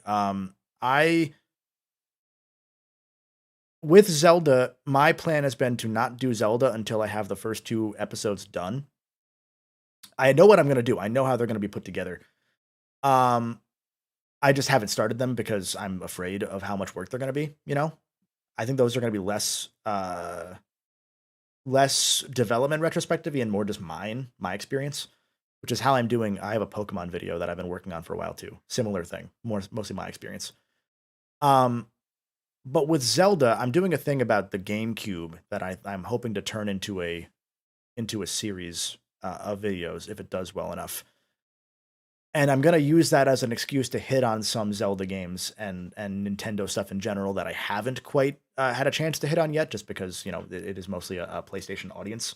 PlayStation/platformer, and so I'm going to use platformer to kind of get us more into Nintendo stuff and bump people around there. But sometime after that is when I will hopefully start hitting on Zelda and stuff. But probably not until I still fucked up.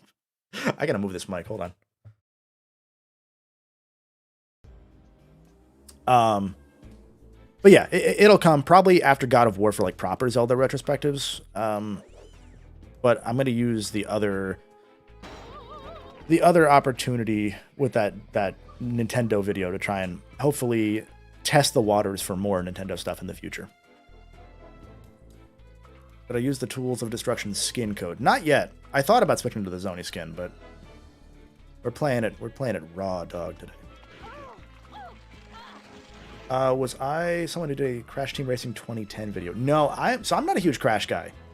I did do a video on Nitro Fueled with some of my buddies' favorite thumbnail of mine, because it's just Crash with the word greed next to him, because it was about Nitro Fueled being a weirdly predatory game at first. But I'm not really super... Oh, fuck. I'm not really super into Crash. Like, I played Crash 4 because Activision sent me a code even after shitting all over Nitro Fueled. And I liked 4. I don't know. It just, for some reason, Crash doesn't click for me. I could probably combine some of the earlier 2D games into single videos. Yeah, that was... So I know what I want to do, and it's probably going to be that I start with Ocarina. I know a lot of people do Ocarina, but, you know, if you're watching that video, it's to hear my perspective on it. So that's fine if a lot of people do it. But because it was Ocarina that was my first one, originally I thought about doing Zelda 1 and 2 as their own video, but I'm also weird in that I fall off of 2D Zeldas frequently. Like, I will always play them, and then I will always... Not always, but a lot of the time, they just don't stick as well for me. And I think it's because I started with Ocarina that there's just that implicit bias only with Zelda, because, like, non-Zelda 2D Zelda games I love. Why are we doing a Looney Tunes beating up this robot dancing lady? She wants to kill us, so we're going to defeat her with the Mario 64 piano. And... Hi, Barley. Dog moment. Hold on. Hold on. Come here, dog. Come here. You gotta say hi to chat. You gotta pay the chat tax. Hi, puppy. Hello. Hello. Okay. Okay. Okay. Say hi. Say hi. Oh, okay. Goodbye. He wants to play, but he doesn't understand that I'm doing content, Barley. Good boy. I gotta go back now. What was I saying? Mario 64 piano. That's right. Okay. Good Rich Peepee to answering it. So that works for me. Thank you.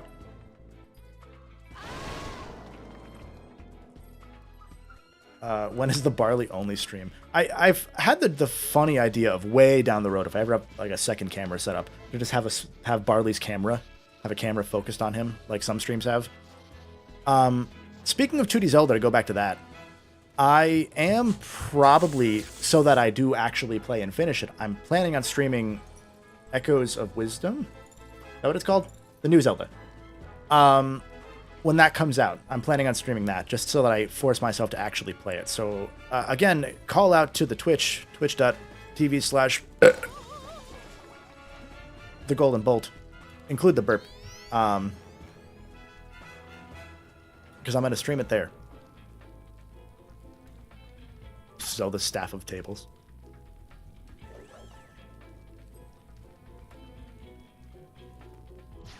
Do a Krub episode that starts with all the pets. There is the one Krub intro. We filmed it when we were all hanging out for Krubchella. It's a little week getaway where we all just hang out, all of our group. We were filming intros there, and I gave Barley to Justin, famous Twitch streamer JTart9, just to I was like, hey, watch him for a sec while we go film this. And I came back, and Justin was holding a pair of underwear that he found on the boardwalk, and he's just raw holding this pair of underwear that's sitting on a boardwalk because Barley was going to try and eat it. And so I saw that, immediately pulled out my phone and started filming it for a Crub intro. On the Eye of Infinity. So, that's fun. I see. Perhaps we could do this again. How to Clank not get exploded by the rose. His alloy is made of vibes. Is this fun or is it a nightmare playing this game? It's fun. It's not a bad game. It's just like I don't know that I like this more than Size Matters. I think I like this more than Size Matters. I've always felt better about this than Size Matters. Like, even I think I said this in the retrospective. I felt going into it, I was like, I remember liking this the time I played it outside of a couple. Never scratch your nose while playing a game. Outside of a couple things that I remembered being dumb hiccups. But then as I played it, I remembered what I had forgotten, which was that all the stuff I thought was the case with a lot of like the mini-game side content-y type stuff was a lot more pronounced than I thought it was. And that's the issue. I usually... Some people call it third game syndrome. I tend to lean more towards like... very specific, like, I don't want to say Sonic Adventure because it's not Sonic Adventure, but kind of like a Sonic Adventure syndrome in the sense that that's what people think Sonic Adventure is. More like a Sonic 06 syndrome where there's like 40 different gameplay styles and you're like, why the hell are these all here? That's what this game kind of has going on.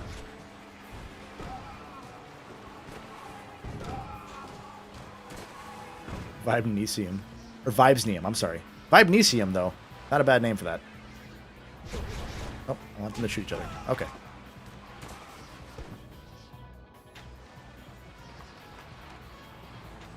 Hi, puppy. I did it. Is that not a skill point? I guess that'd be too easy. Deploying countermeasures.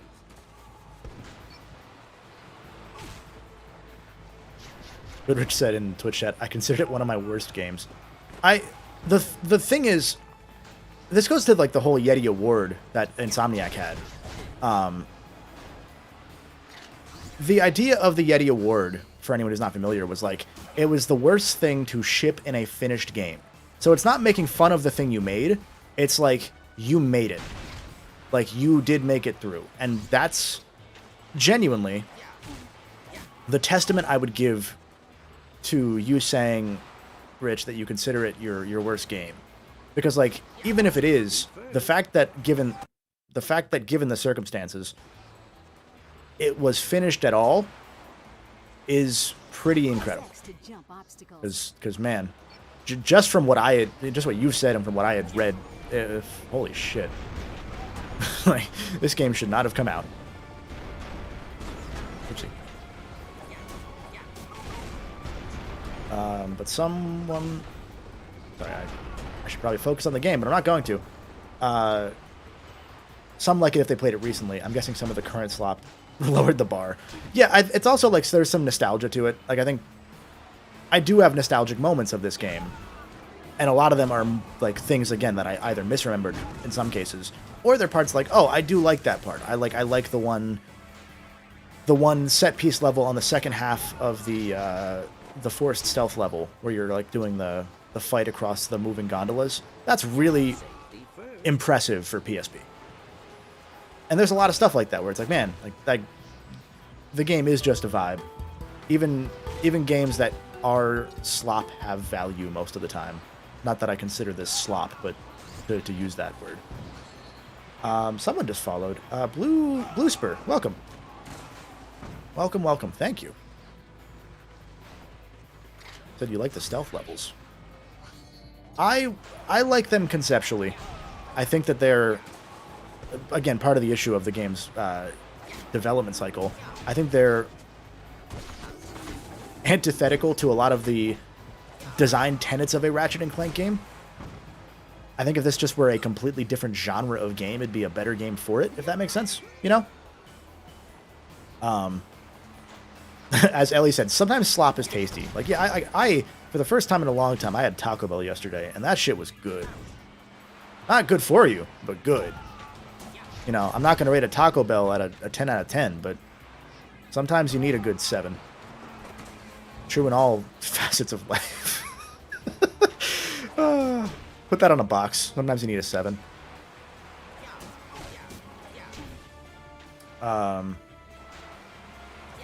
Rich said in chat, sometimes, or 70% of game companies go out of business, and 80% of games since PS1 got canceled and never completed. So every game now is a miracle. Yeah, like genuinely, like anything creative at a point is a bit of a miracle that it comes out. Because even like indie games, it goes to that thing I was saying about how they tend to have a more...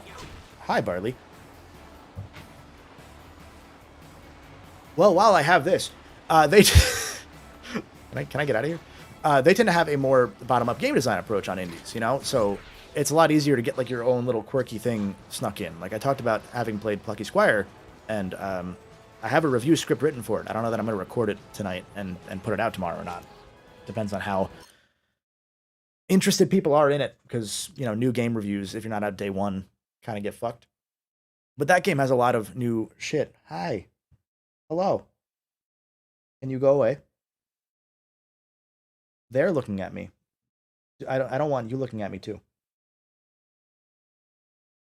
He's so cute. I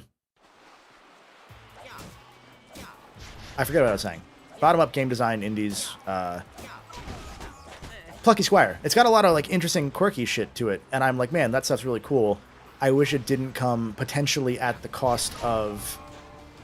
I use the term indie-rific to describe a lot of games that have like almost an ADHD, and I mean that as a compliment usually, sort of design philosophy. In that it's like, oh, here's all these things, like Hat in Time. Show of hands, who's played Hat in Time? I don't love that game. I think that game has got some great mechanics. I think it plays really well. But I think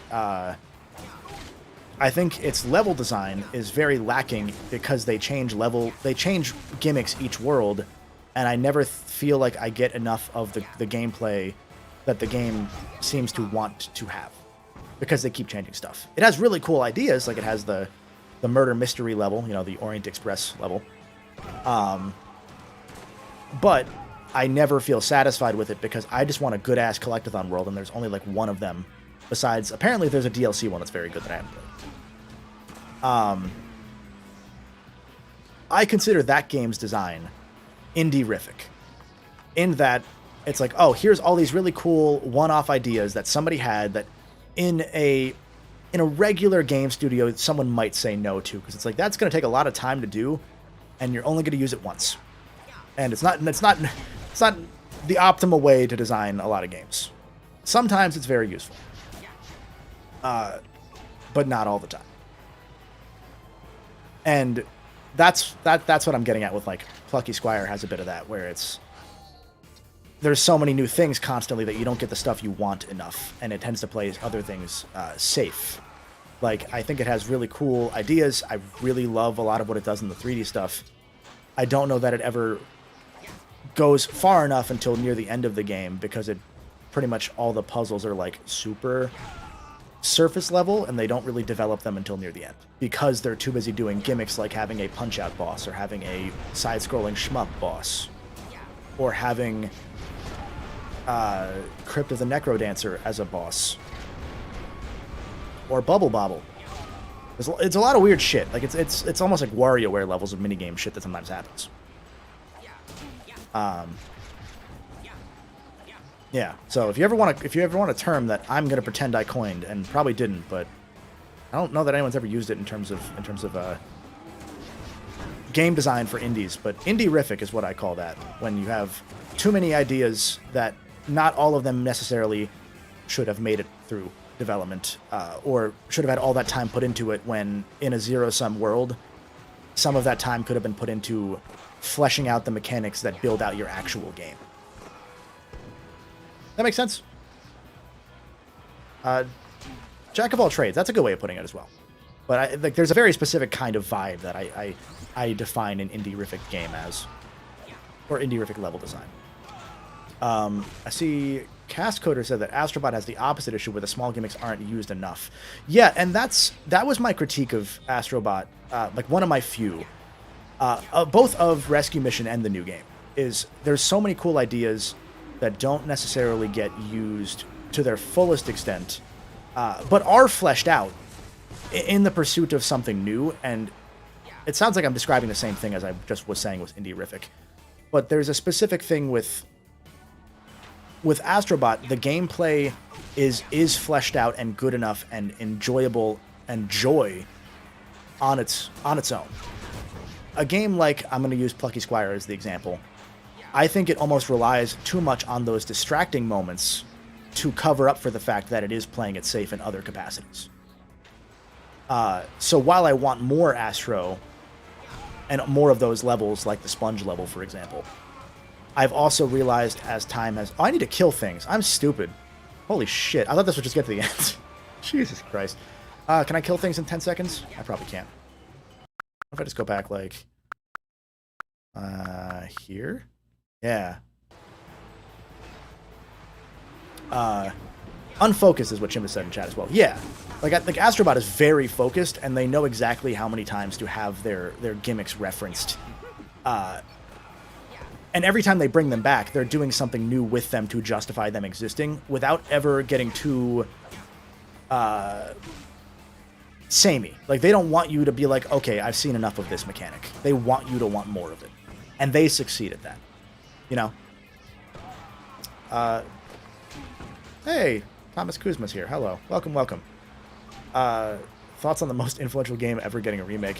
Croc is king, baby. Croc is king. That was announced a while ago too. Like, I know that it got like the trailer came out recently, but that's been a known thing. Am I gonna do this in time? Or do I have to go back again? I don't know that I'm gonna. It's gonna be tight. Nope. Okay. You know what? Okay. I'm just gonna let it fail and start over. Sorry. I should have been paying more attention. I thought that was just because there's one here. This is the time. Oh, there is no timer one on this one. It's just kill things and then get Sonic rings. Oops. Yeah, there was a trailer for the new Croc one. J-Baz said, "What do I think is game of the year?" I did say it in my Astrobot video. I continued hesitating because I was like, I don't know if I'm like a prisoner of the moment in thinking that Astrobot could be game of the year.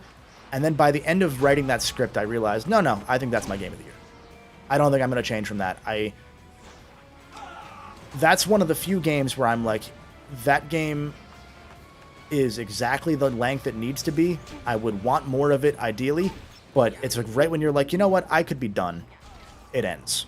And I think there's something to be said about that, along with every single second of that game being an absolute fucking blast. Like, I can't think of a game that genuinely every single moment from start to finish I had fun. Like, no exaggeration. Every second. Yeah. So I think it's that.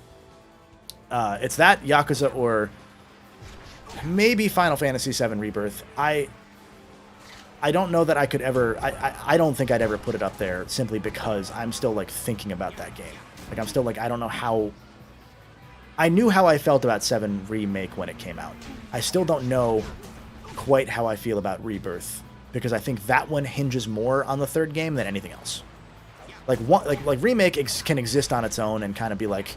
Not that it can, but you can get away with it. You know? Rebirth is the second part, so by default, you need the third one to matter. So that's why I don't think I would give that one my game of the year if push came to shove. As good as it is. But I also think that, like, if I'm just looking at, like, JRPGs, I think Yakuza 8's better. Like, I think that game's fucking stellar. Got some story problems, but it's a Yakuza game, of course it does.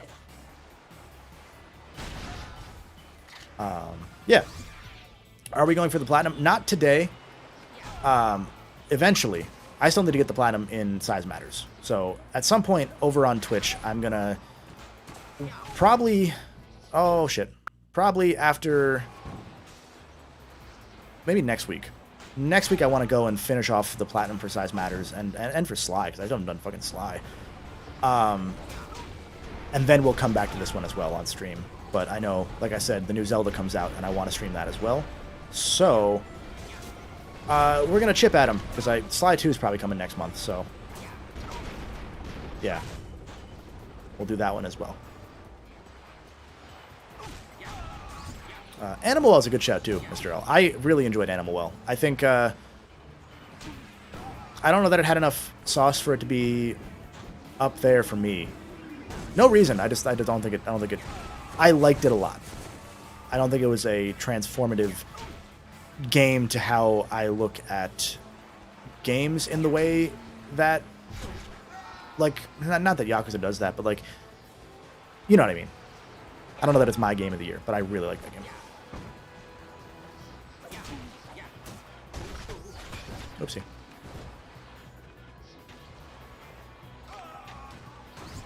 Shout out to the people communicating well between Twitch and YouTube, by the way. I gotta fix the overlay so that it keeps stuff on screen for longer. I thought I fixed it last time, but I didn't. But I'm glad that that's all working and that everyone's having fun on both platforms. Because, yeah, it's always cool. Depending on how Metaphor goes, I think it could have a shot. If Metaphor was like a Persona level, like change the game sort of game, I could see it. I don't really know that it will. Not a knock on it. I just don't. I think it'll be a good game. I think it'll be like one of those, like a Shin Megami Tensei, where it's like it's really good, but it's not enough anymore to be really good. A lot of years.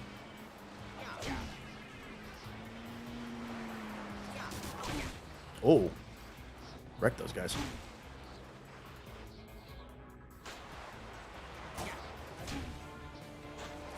Come on.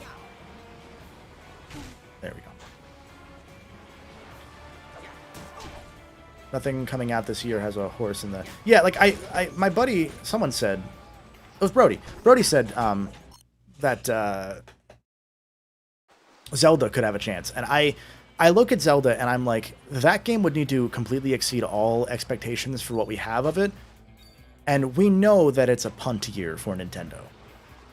That's not a bad thing. It's just like the whole theme of the year, like the usual last year of any of their consoles, is here's a bunch of games that appeal specifically to our core fans or like are more experimental that we don't need to sell a whole year of Switches. And that's what I think that game is. I think that game is like a... Oh, shit. Oh, shit. It'll be a really good game. And it'll get the Zelda tax of getting a higher score than they might otherwise get. Not derogatory. That's just how it is with Zelda. We all do that with Zelda. Yeehaw. But Trails Through Daybreak, I forgot that came out. Trails is one of those series I gotta get into. There's a lot of those. I got into East last year, and I've played a couple of them. I played East 1 and 2, and then... Is 6 the next one chronologically? Because I kind of did go chronologically. So I think I played 6, and then 3. I was going to play next, but I didn't finish 6.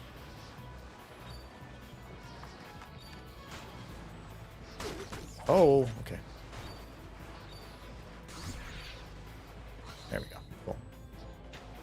What is nice about the Platinum is I don't think you need to do all of the things on all of these minigames. So, like, we could actually, after this, we could ostensibly stop doing these for all of the minigames that pop up every level before we play as Clank ever again. I think. But you also need titanium bolts, and I don't remember if there are 25 or 20. We did it. We did it. Continue story. We're back to story, baby. Let's go.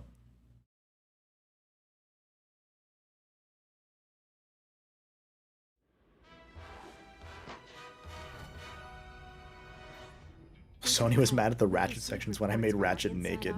God, that's great. I'm guessing... Were they mad at the censor bar? What's my favorite racing minigame in the series? Probably the hoverboard. Probably the hoverboard, if I'm being real. I like the hover bikes. I think they're better levels, but the rubber banding on those has burned me many a time. So I think hoverboard. Oh, I've also been burned there. I have many stories about this game. I have to. We'll talk. I have to reach out to you once I have a free moment to get back to that compilation. East 10 is after 2 now. Okay, cool. because I know 9's really long. They're all short besides like 8 and 9. And so I'd like to get back to them. I have to... The problem that I had was that a lot of the East games don't work on Steam Deck because they're all like some of them are old enough to be like actually kind of keyboard and mousey type games, despite being 2D games. And so I need to look up Steam Deck compatibility and also move my save to my Steam Deck, because that's, if I'm playing a series for fun, it's probably going to be on my Steam Deck at this point, because I don't tend to want to sit here unless I'm working, you know, because it's, otherwise I get distracted. Crank the bolts to stop tyrannoids from entering the arena. Fonder said, I really wish for the RNC collection to be on PC like Master Chief Collection. That would be neat. It'd be really curious if one day, I don't think it'll happen, but it'd be really curious given Sony's propensity for uploading games to Steam lately, that I wouldn't be shocked to see one day in like several years this PS2 emulator these guys have been doing, those games starting to be released on PC. I wouldn't be shocked. I don't think it'll happen, but Crank the bolts to stop it's an easy way to make money, tyrannoids like you entering said. the arena.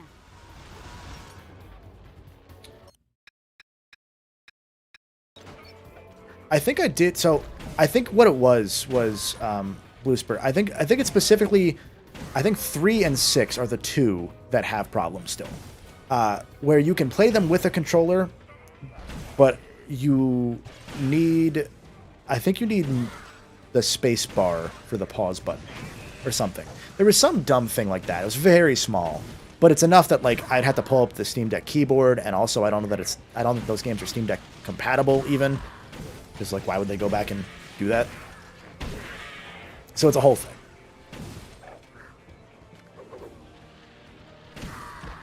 Man, rare replay on PC. What a fucking missed opportunity.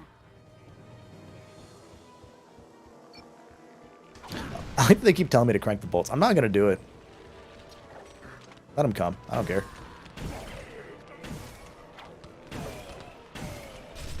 Just map the spacebar to a button. Yeah, that was what I tried to do. There was something weird. Like I said, this was like a year or two ago. Not a couple years ago. Like early 2023, I want to say.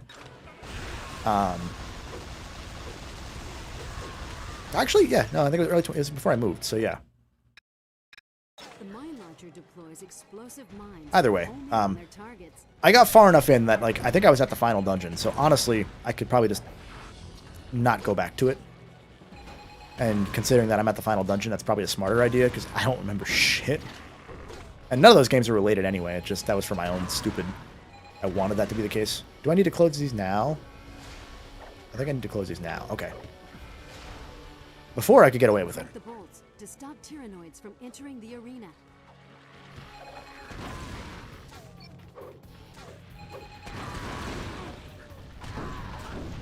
Please. Please. Please. Ratchet. Come on, buddy. You can do it. There we go. We did it.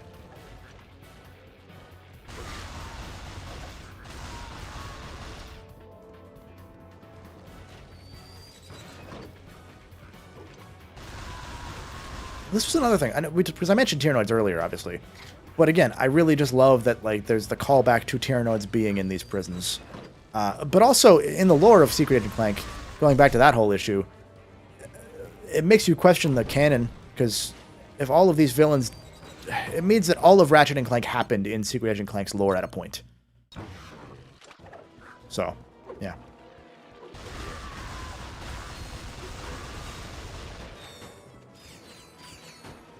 Also, yes, as Goodrich said in one of the chats, he does stream.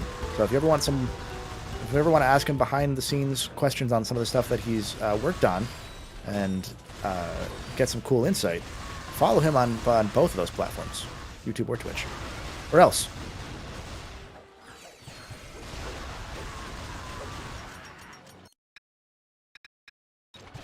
I assume this is a divergent timeline after Deadlock. That's probably the right way to do it.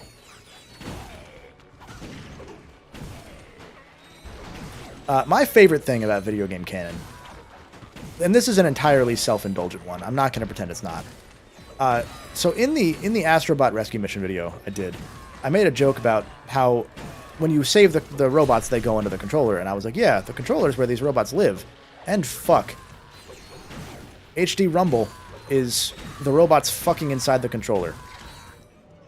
When I made that joke, I didn't expect the game's director to watch the video and comment on it, and then tell me before our interview that he enjoyed it. If I didn't have two Sony employees staring at me from behind a Zoom window, I would have asked him if, therefore, that's officially endorsed or canon. That HD Rumble is Astrobots fucking inside your controller. So we don't know for sure, but he did comment on the interview as well, and again, that first video. So my opinion is that it's officially endorsed that the robots fuck inside the controller. I will also say, the only reason I make that joke now is that there was an interview when I was doing research for my interview with the director. There was an interview he did about Rescue Mission way back when, and the interviewer had made a joke about the Playroom, the first game, the PS4 camera game, and about how people would like smoke weed on the camera on Twitch streams during early Twitch, or just straight up fuck. And the director joked like, yeah, no, Astro has seen some horrible things. And between that and just the general vibe I've gotten from interviews with him and from chatting with him, he's very receptive to feedback, and B, he's a dork. So any of those jokes probably make those people laugh at the studio. So don't take them too far, but if you make that stupid kind of joke, people people there will probably laugh about it. And therefore it's canon. Yeah. But where do Astro babies come from? Well, after the robots fuck, they go to the robot factory and fuck some more.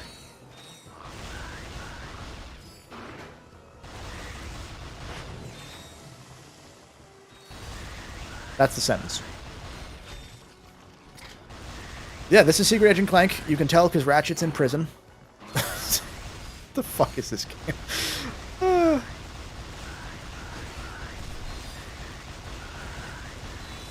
The robot factory. You're goddamn right. Barley, are you behind me, buddy? Hi. Hello. I can't back up my chair now because I'll run you over.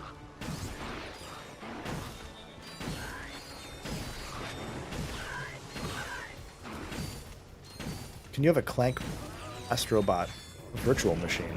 There is a Clank Astrobot in Rescue Mission. Or in, in the PS5 game. What are my thoughts on... Oh, hi, Knuckles. What are my thoughts on Ratchet and Clank being the only remaining exclusive PlayStation mascots from